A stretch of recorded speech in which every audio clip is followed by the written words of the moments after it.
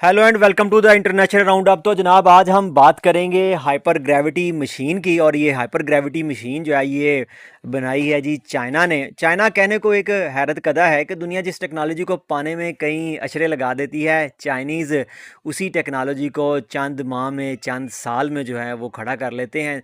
जैसे international space station के मुकाबले में चाइना जो है उसने अपना स्पेस स्टेशन जो है वो चंद साल में लॉन्च कर दिया। जैसे अमेरिका का जो एयर कैरियर था उसके मुकाबले में चाइना ने चंद सालों में अपना जो है वो दुनिया का सबसे बड़ा एयर कैरियर जो है वो लॉन्च कर दिया। तो ये जो हाइपर ग्रेविटी मशीन है जी, ये ज़मीन की जी फोर्स से 1900 गुना ज़्यादा फोर्स जो है वो बना देती है।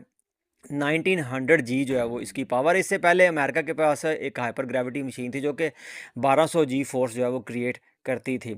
और इसमें मज़े की बात यह है कि पिछले साल सितंबर में ही जो है वो चाइना ने हाइपर ग्रेविटी मशीन जो है वो पहली दुनिया के सामने पेश की, जो कि 1300 जी की फोर्स जो है वो क्रिएट करती थी। और चंद माह में उसमें 600 जी का जो है वो इजाफा कर दिया। इस मशीन का नाम जो है वो चीफ 1900, इससे पहले चीफ जो है वो 1300 थी। ये जो मशीन है ये Shanghai electric nuclear power group ने जो है वो डिज़ाइन की है। और ये जी जैंग यूनिवर्सिटी जो है ईस्टर्न चाइना में है, वहाँ पे जो है इसको सेटअप किया गया है।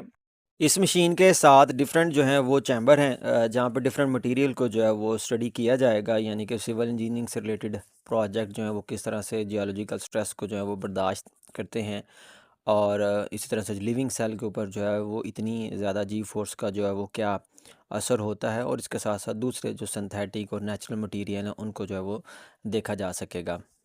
और इसने ये रिकॉर्ड जो है तकरीबन हम कह लें कि 3 से 4 माह में जो है वो चेफ 13 से जो है वो ले लिया है। इससे पहले जो चीफ 13 है थी 1300 है, इससे पहले जो है वो US army core of engineering in Vicksburg Mississippi, वहाँ पे जो है ये वो सेंट्रीफ्यूज मशीन थी जो दुनिया की सबसे ज़्यादा हाइपर ग्रेविटी सेंट्रीफ्यूज मशीन समझी जाती थी, जो कि 1200 जी फोर्स जो है वो पैदा करती थी। यहाँ पे मैं आपको ये भी बताता चलूँ कि हमारे घरों में यूज़ होने वाली वॉशिंग मशीन या ड्रायर जो है, वो अपनी फुल स्पीड पे जो है वो 2 जी की फ़ोर्स जो है वो पैदा करता है। तो 2 जी की फ़ोर्स पे आपके जो कपड़े हैं जो धोए होते हैं उनमें से पानी जो है वो किस तरह से धुल के निकल जाता है। तो आप इमेजिन कर सकते हैं कि 1900 जी पे जो है वो क्या होगा। ये जो फैसिलिटी है, ज़ाहिर है इसके काफ़ी ज़्यादा हीट जो है वो प्रोड्यूस करती है। इसके लिए जो है वो बड़ा एक स्टेट ऑफ द आर्ट जो है वो कूलिंग मेकनिज़म जो है वो रखा गया है। और इसको ज़मीन के 50 फीट नीचे जो है वो लैब में बनाया गया ताकि वाइब्रेशन जो है वो कम से कम हो सके। इसकी जो ओवरऑल कास्ट थी वो थी जी 285 मिलियन अमेरिकन डॉलर। और इसको इस फैसिलिटी को जो है वो अब इंटरनेशनल रिसर्चर के लिए जो है वो ओपन कर दिया गया है।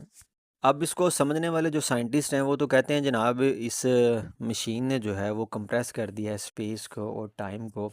और इतनी ज़्यादा ग्रेविटी अगर हम इंक्रीज़ करेंगे तो डेफिनेटली जो कम टाइम में हम ज़्यादा सा जो है वो वक़्त देख सकते हैं। वो किस तरह से कि जैसे अगर आप देखें तो जो ज़मीन की ग्रेविटी है जिसको हम 9.8 जी जो है वो कहते हैं, या रफली 10 जी आप इसको जो है वो समझ लें।